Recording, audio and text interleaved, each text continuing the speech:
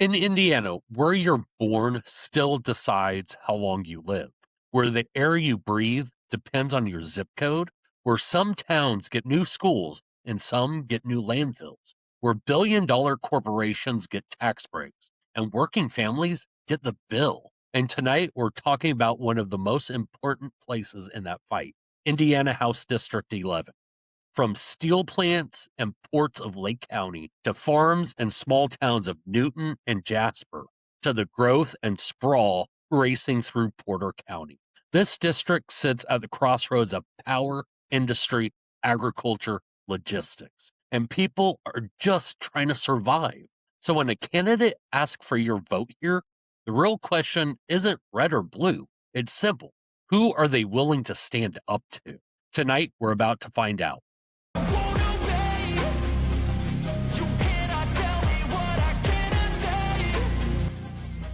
Welcome back to Hold 'em Accountable. I'm Derek Holder, retired Marine and your host. This show exists for one reason: to hold people in power accountable to the people they claim to serve.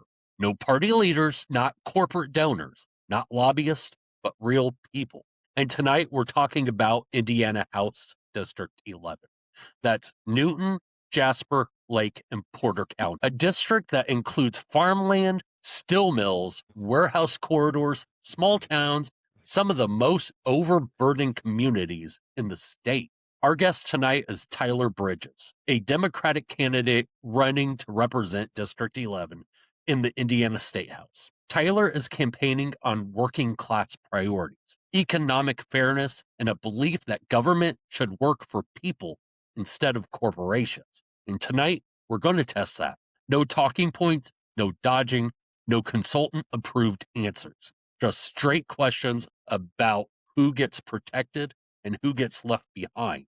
Tyler, welcome to Hold 'em Accountable. Thank you for having me. I appreciate it. Tyler, District 11 is a place where power collides: steel, shipping, agriculture, developers, and families who just want clean water, decent jobs, and a future their kids can afford to live in.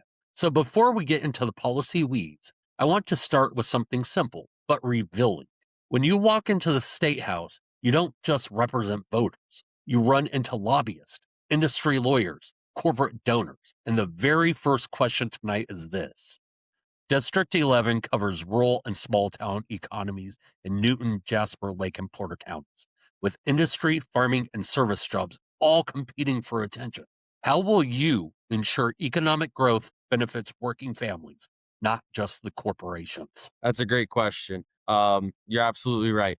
So my district, it includes again four different counties: Newton, Jasper, Lake, and Porter County.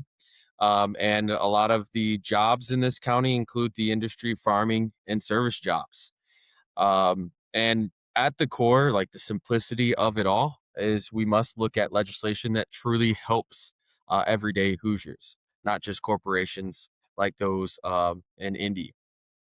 So one of the big things that I've been looking at, because farming is a huge thing within this district, with our farming community, we must expand the right to repair laws. I know it's kind of minute and might be boring to some, but to our farmers around here, it's extremely important. Farmers must be able to fix their own equipment, use local repair shops instead of being locked into expensive corporate controlled service contracts, which basically means with this right to repair is that we hope to keep the money within local economies, lower costs for family farms, and help small town businesses thrive and not send profits out of state. We also, if you go on to my Facebook, Tyler Bridges for District 11, you'll see that one of the big things that I push for is to fight for workers, which you mentioned, Derek. I appreciate that. And it means to bring up legislation that pushes worker rights over big corporation profits. When looking at right to work policies, they have driven wages down across Indiana.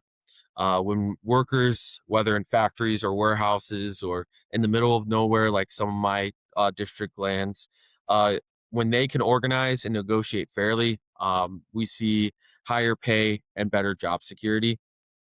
So these policies and these legislators need to be workers first. So we need to um, push back against these right to work policies. One of the big things, I'm a father to a 4-year old. So right now, what I'm going through is trying to find preschool options. And I know you asked an economic question, and I think childcare is an economic issue. I personally fundamentally believe it, especially for families struggling to make ends meet. Studies have shown, I've talked to some advocates around the area, and they have said that Indiana's childcare system is falling apart. In Porter County alone, which is part of my district, that Boone Township over in Hebron, nearly 5,000 people are ready to work but can't because they don't have reliable childcare, right? And if we want Indiana's economy to work, childcare has to work as well. When parents can't find care, jobs go unfulfilled. Um, Productivity drops and local businesses suffer. So, and I mean, that's a problem. Indiana has a revenue surplus, like we all know, and Republicans will go, "Oh, we have a surplus. We have a surplus. We're great. We're fine." But again, we have a problem with our childcare. The studies show that our state loses $4.2 billion every year because of inadequate childcare system. If I'm elected, I want to push this universal statewide childcare. I know it's not probably not a popular thing to talk about right now. But again, I personally would push for school districts offering childcare through state funded preschool programs, kind of like a preschool for all, which will get a lot of people back into the workforce as well. That also would mean we would have to fund our public schools more. And that's another issue I'd love to discuss. Your campaign messaging highlights standing up for workers over tax breaks for the wealthy. What specific state policies, like prevailing wage or worker protections, would you champion to uplift labor in District 11? Another great question. So a little bit about myself. I am a teacher. So that also means I'm part of a union. I don't teach in Indiana, but I am part of the NEA and the IEA, which is the Illinois Education Association. So that's a big thing. I believe in unions. I believe in protecting workers. So other than the obvious, like you mentioned there, of pushing for workers' rights legislation, which I would back up 100%. We need to reverse the right to work laws. Um, but here's some other things that we can focus on. Any anti-union measures needs to be repealed. Um, for example, Indiana's current law, IC 22-215-3, it allows workers to benefit from union contracts without paying dues. Again, money is not going into unions, which means that these unions have less power and it weakens them altogether. Repealing it would strengthen collective bargaining. We also, which is crazy to me, is that we have minimum wage at 7.25. It's still the federal rate, and that's unacceptable, especially in the year 2026. We're one of the few states that still have that federal minimum wage. So I suggest legislation that gives us the the increase of our minimum wage bit by bit on a yearly basis. Again, I don't know if we can just bump it straight up to $15 like that. If I don't know if that's responsible, so it might have to take a couple years. Also, when we look at Indiana, there's no like specific state law for paid family or medical leaves. It's not even voluntary at this point. There's just no law talking about it. So we must pass legislation to protect workers, and I support a mandatory paid sick or family leave legislation within the state, especially for all major businesses. If we want to discuss small business and that kind of stuff, we can. This would help with worker job security within the state. It would also ensure safe workplaces. We could push legislation through that significantly increases civil penalties for unsafe workplaces, including child labor, wage theft. We could talk about safety violations. We need to make those non-compliance expensive for companies. To be completely honest, when you put a worker at risk, as a union guy, I'm not okay with that. Um, Again, these are just some of the ideas. I'm sure there's other people with great ideas as well. But we need to put people over big corporations is my No, a message. follow-up to that question. Yeah. You brought up raising minimum wage, which Yes, sir. I was talking to a friend in Arizona, Hmm. and their minimum wage is 19 an hour. And she was shocked that we were still at 7.25. Now, when it goes to bumping the minimum wage up, Yes. how do we help the small business owners that may be surviving because they Yeah. can only afford, maybe $9 an hour? Yeah. I mean, that's a great point that people have brought up. I posted not too long ago on my Facebook page about the minimum wage and unions and all that kind of stuff. And when you raise the minimum wage or the idea of raising the minimum wage, you actually create um, money saving measures for small businesses. You have less turnover, you have less cost for training since there's less turnover. You tend to get people that are invested within that small company. They don't feel like they're being treated unfairly, all those kind of things. You might also, like, if it is truly a problem where small businesses are going under because of the increase of minimum wage and stuff like that, we can see or look into supplements as well to kind of keep them at foot, obviously with oversight and everything like that. But um, great question. I hope I answered it fully there. 65 and US 231 are critical transport arteries in your district. How do you plan to address infrastructure funding and traffic safety while preventing small communities from being overwhelmed by logistics development? Okay. Um, so I have strong suits and I have some weak points in my knowledge. And I'll be completely honest, probably my weak point here. And I think it's important for a representative or even a candidate to running for any office to admit those weaknesses. I don't know everything, and this is again one of these areas. But that being said, some of my favorite politicians will tell you if I don't know and I need to know, I'll learn. I'll get to know it. And I think politicians in general need to put in that work. And one way I don't want to go around the question, but like one way to better understand these, I think, is going into the small communities and actually showing up at meetings, at town halls, at board meetings, at different things where they're discussing this. When a representative is not in Indy, they should show up to local government meetings.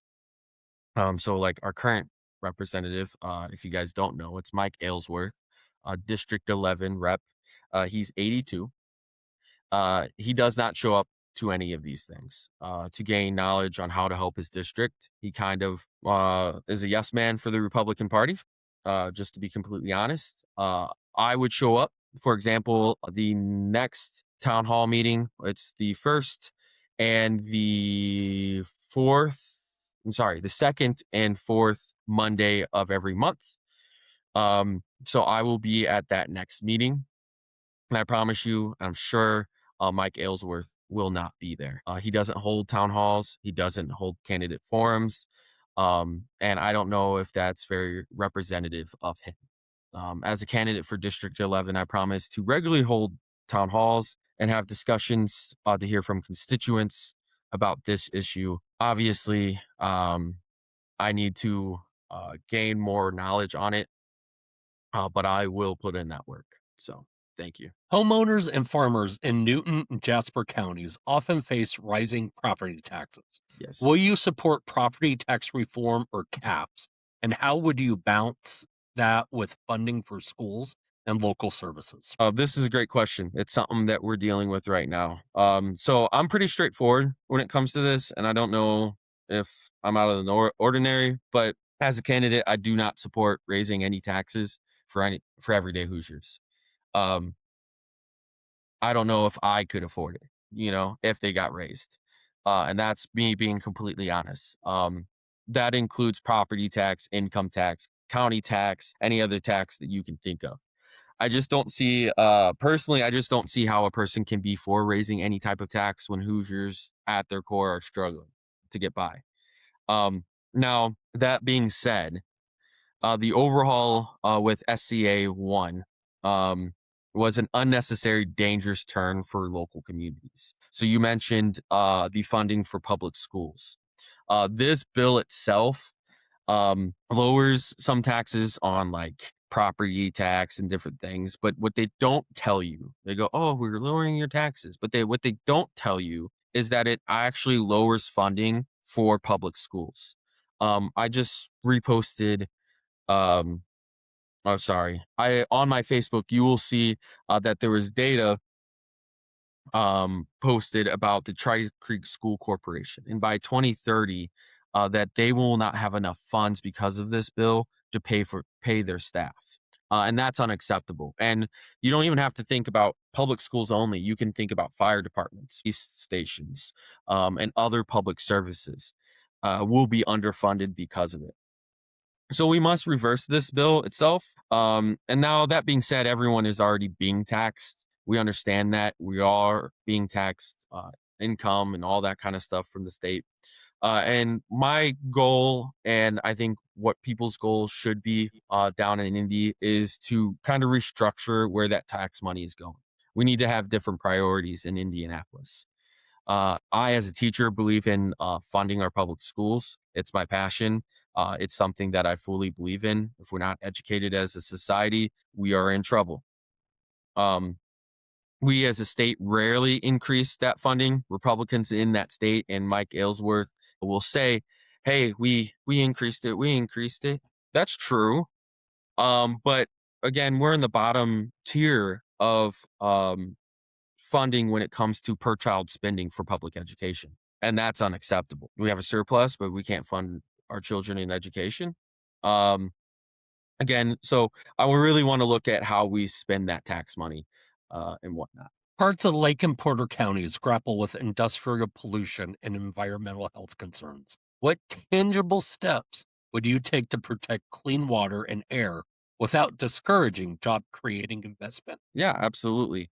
So with this one, I think we have to look at local groups to kind of figure out the solution. So in my county, or the counties that I'm trying to represent here, um, there's this thing called the Soil and Water Conservation District. It's a unit of the state government. I know it's kind of minute and might be boring to some, but what they do is basically talk about how we conserve and protect our environment in those ways. Okay. Now each county has its own group, and currently I plan on going to most of their dinners and meetings and having conversations about our environment because it's extremely important. And like you said, we also have to think about jobs and protecting those as well. February 27th is the Jasper County dinner where Mike Aylesworth will be there, and I've gotten an invitation, so I'm excited to talk to those people. Um, Now, I think it's in our best interest to work with organizations like that. So some of their goals that I've kind of saw and appreciated was like providing assistance to local residents for reducing soil erosion. That's a great goal. Conserving and protecting water quality. One of the things I will say nicely about our representative was he produced a bill about protecting water quality in our region. Great. Appreciate that. Um, Working directly with private landowners and residents, pushing district coordination with technology assistance is another one of their goal. And then they provide information and education outreach to youth and adults, which is very important when talking about the environment. We have to get people educated on how to protect our natural resources and our environment. There is also another group that I want to work with and meet up with, Kankakee Sands. I don't know if you guys know what that is, but that's in Newton County. They have preserved over 8,000 acres of nature down in Newton County. They've done some great work with the prairies, dunes, savannas, and wetlands down there. So, as a whole, I want and plan to support legislation that addresses our problems with air and general pollution. So, we must do this because Indiana, I believe, ranks either like 48 or 50 when it comes to pollution. Now, I think that's because state reps have put corporate profits over the health of Hoosiers. and we must put the health of Hoosiers before that as well. So we have to work with all different organizations to see what works. Many rural residents struggle to access affordable health care and mental health services. What Yes. legislative changes would you pursue to keep rural hospitals open and ensure expanded health access across your district? Yeah, great question. Healthcare has gone up and everyone knows it. It's not good. And even in the rural areas, like you said, those hospitals and whatnot. So there's a couple examples of things that we could do. But the one thing that's kind of proven to help people in rural areas is the expansion of Medicaid. Um, so uh and this will help stabilize rural hospitals by expanding the Medicaid. States that have expanded Medicaid thus far, they have seen lower uncompensated care costs for rural hospitals. Um, they've increased hospital financial stability. They have higher insurance coverage among working families. Um, so you can have something like the Medicaid expansion or Rural Hospital Stabilization Act, however you want to put it. But again, that would extend coverage to adults up to a certain percentage of the federal poverty level. Again, that would be the like details of it all, which would again, hopefully, we would target some of those rural communities because those cutbacks have really affected them. Another idea that you could do is right now the federal government is giving grants out to rural areas and hospitals right now. Um, Again, these are to help rural hospitals with like operational costs, staffing, equipment, and minor like improvements. But again, Indiana is so rural and have so many different hospitals in the middle of nowhere that the federal program probably isn't enough for all of it. So the state, what I would push down in Indy would to have the state itself must provide funds for these hospitals. It must have its own grant system. um, if we don't, I can see a lot of these hospitals failing, and that's not what we want to see. We also have a problem with like getting doctors out to those areas. So we could also pass things like state tax credits or loan repayment programs for doctors and nurses to go and work in those areas for a certain amount of years, kind of like what we have for teachers and um, urban areas and whatnot. So it's definitely an issue and it's not being talked about. Shoot, we're call special sessions for redistricting, but not our healthcare problems. So District 11 families need strong public schools and training pathways into good jobs. What is your vision for education funding, workforce training incentives, and career readiness programs? yeah. So I think I've mentioned it a couple times. So education is my passion. I never truly wanted to be a politician. I'll be completely honest. No one's ran against Mike Aylesworth for about 6 years. Um, and I'm an AP Civics teacher, so I preach to these children, "Hey, be active in politics. Have your voice be heard. People have died for this right. Make sure that you use it."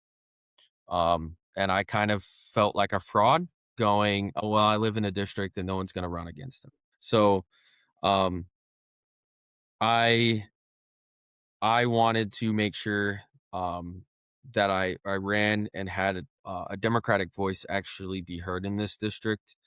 But again, it was never my like intent. I'm going to get my master's. I should graduate in May in political science.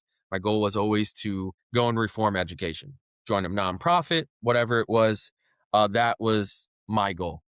Um, so you're gonna get me to rant here a little bit.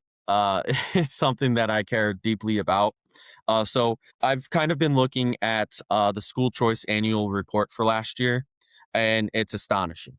I'm a public school teacher. I'm not a fan of the voucher system. That doesn't mean you don't send your kid to private schools. Private schools can provide great opportunities for students and some different settings that students need. Now, um, that report, it does have some not very surprising details.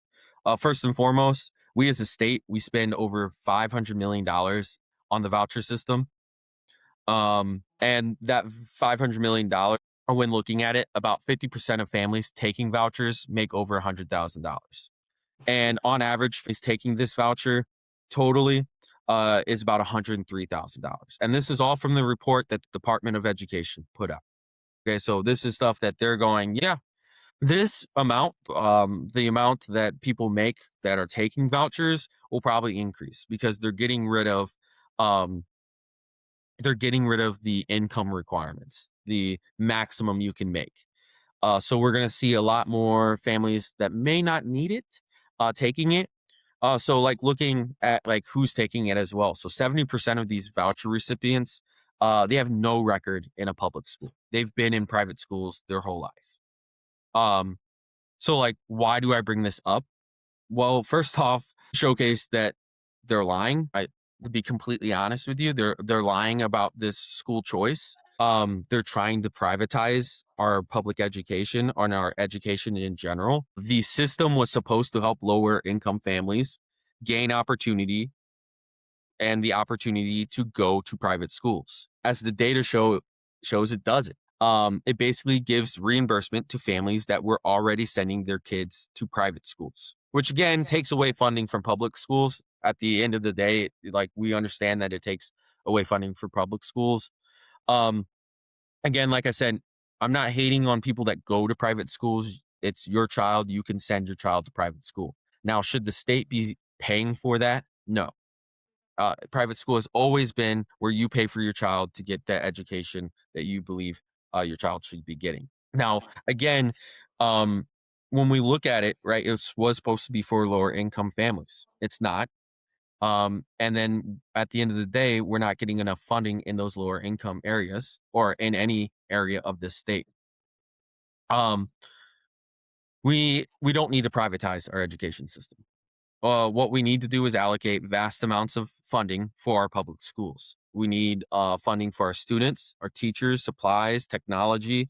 If you haven't been in a classroom, I suggest calling your local school, going, "Hey, I would like to sit in." And I don't know if they'll do it, but at the end of the day, if you haven't been in the classroom, it's tough. I'm trying to get kids to read at grade level. I'm trying to get kids to be critical thinkers. I was told that I brainwash kids to be liberals and all this stuff. I'm like, I don't have time for that.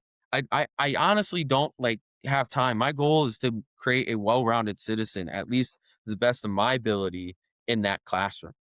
Um, if we want to be a leader in this country, if we want to be a state that leads in this country, we need to stop playing politics with our education, and that's one thing I fully believe in. We need to put our money into the system and public education. Now, some people will say, "Oh, the public education system's broke. It's broke. It's broke. It's not. It can't keep up with our modern world." Okay, make that argument. That's fine. I tend to agree that it can't. It's not keeping up with our modern world. You see a bunch of kids using AI. You see a bunch of kids putting more effort into trying to find different ways to get the answers and things like that. But one of the goals that I would push for um, is creating a like nonpartisan committee made up of teachers, community leaders, and education reformers on how to modernize our education system. I don't need people that's never been in a classroom um, making educational uh, decisions on that stuff.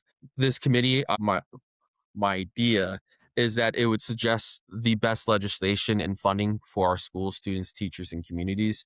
Obviously, we want to keep like unions and stuff like out of that. We would still talk to parents and communities and all that kind of stuff on concerns.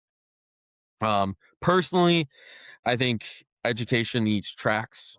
Students are all going to go to college, like you mentioned. What is our goal when we talk about education? Sometimes I think we focus on college a little too much.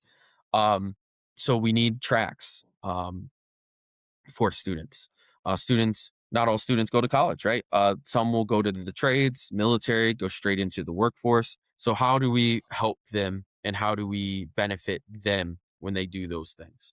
I personally believe Better society means we have digital literacy and implementing digital literacy for kids and critically thinking. We don't need a bunch of yes men out or yes women out in the world. Those are some of the things I would love to see within our education. Um, Again, I really hope to be on the House Education Committee. That's one of my goals if elected, because again, it's my passion. Um, I'll stop rambling though, so you can get to the next question. Thank you. Do you think local governments in your district should have more authority over land use, environmental rules, and zoning decisions? I think this one's a tough one. Um, I don't know if I align with my other Dems on this, but again, my initial thought is, as a lifelong Hoosier, I'd likely support giving local governments more authority over the use of their land, especially over use, environmental rules, and zoning. I think there needs to be oversight, obviously. Um, I say this, I think, because local leaders, county commissioners, city council, town boards, they tend to understand the needs of their community, right? Why are they there if we're not giving them some of the power there? It's the point of federalism. If we talk about the point of our government and governance, I think they at least better understand the priorities and challenges of the communities better than the officials in Indianapolis. Um, I also believe in giving local authority allows communities to adopt stronger environmental protections because each community is different. Now, will that be the case in every area? No. Some communities will look for higher profits over protecting their environment or protecting those farmlands or their air quality and stuff like that. So obviously, that broad control should not be absolute. I think it's not a straightforward solution. Some statewide standards are important to protect people and the environment across Indiana.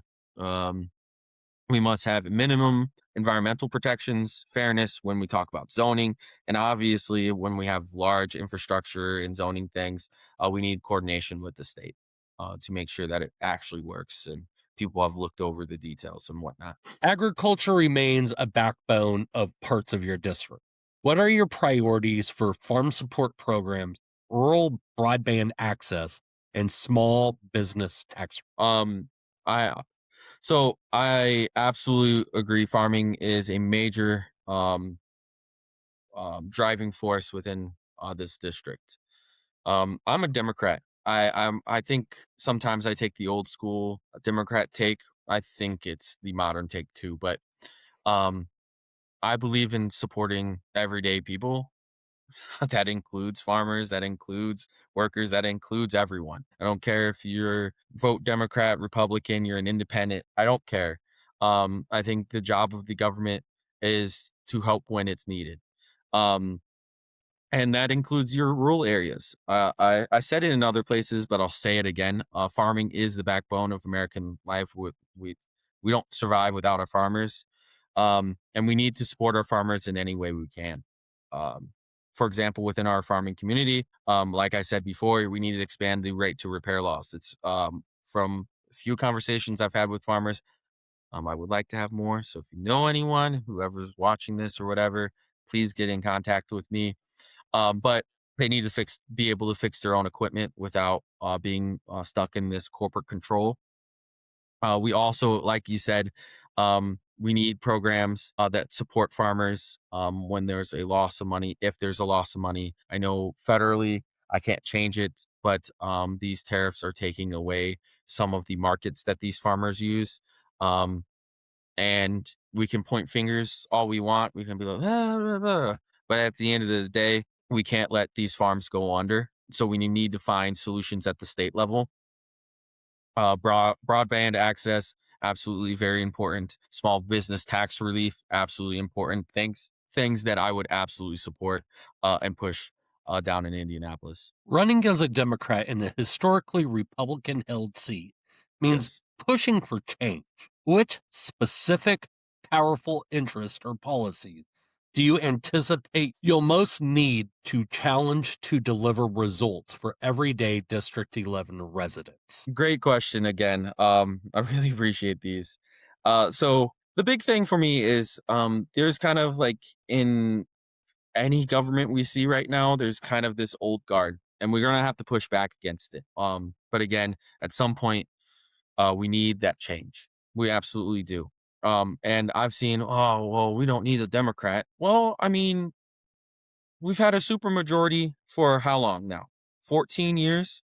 And as a Democrat, I'm not going to vote every single time with my party if it does not benefit my district. Because like you are representing the district. And I don't think our current representative is doing that.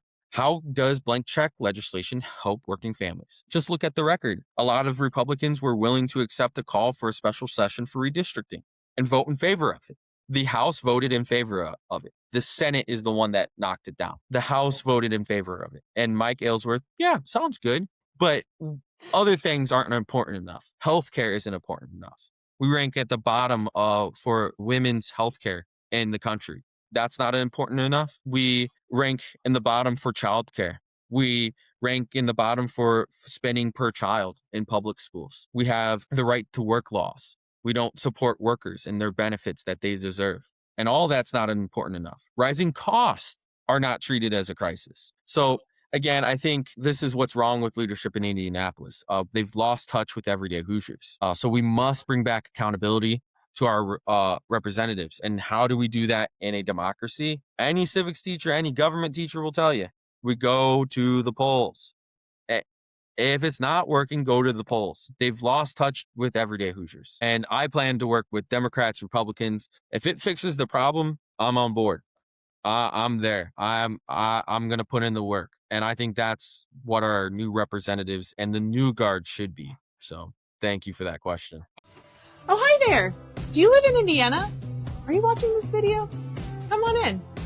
I'm Blythe Potter. I'm running for Secretary of State. I'm a veteran, small business owner, a mom, and a lifelong Hoosier. I'm building a grassroots campaign focusing on talking to the people, not the establishment. So help me spread the message that Hoosiers deserve better from our elected officials.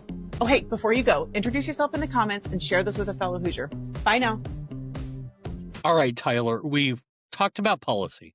We've talked about your priorities. We've talked about what you say you want to fight for in District 11. But now we're going to do something a little different because voters don't just need to know what you believe in when you have 5 minutes to explain it. They need to know what you believe in when there's no room to hide. The next round is called Hold 'em or Fold 'em. No speeches, no hedging, no it depends, just yes or no. Because in the State House, when a bill hits the floor, you don't get a paragraph. You get a button. Green for yes, red for no. So this is where we find out who's bluffing and who's ready to put their chips on the table. Should every Hoosier have access to affordable health care regardless of income? Yes. Should Indiana raise the minimum wage to a living wage? Absolutely. Should corporations that pollute Indiana's water be forced to pay for cleanup? Yes. Should billionaires and large corporations pay a higher share of taxes? Yes. Should public tax dollars be reserved only for public schools? Yes. Should workers have the right to join a union without interference? Absolutely. Should the state protect women's reproductive health decisions from government interference? Absolutely. Right to privacy. Should Indiana invest more in mental health and addiction treatment instead of cutting services? Yes. Should utilities be banned from raising rates while posting record profits? Yes. Should elected officials be prohibited from trading stocks while in office? God, yes. My goodness. Pineapple on pizza. Yes. Tyler, thank you for coming on the show tonight and being willing to put your record, your values, and your yes or no answers on the table.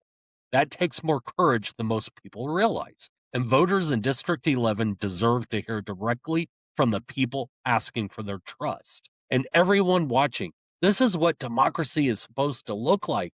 Not attack ads, not sound bites, not corporate money flooding your feed, but real questions, real answers, and real accountability.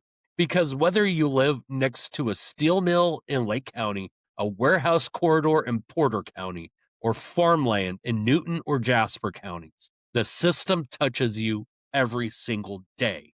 In the air you breathe, the water you drink, the rent you pay, the paycheck you take home. The people who write the laws shape all of it. So don't let anyone tell you your vote doesn't matter. Don't let anyone tell you politics is just noise. And don't let anyone govern in the dark. Ask the hard questions. Demand the receipts. And never stop pushing for a system that works for people instead of profits. And to everyone out there, stay engaged, stay curious, and remember, democracy only works when we hold them accountable.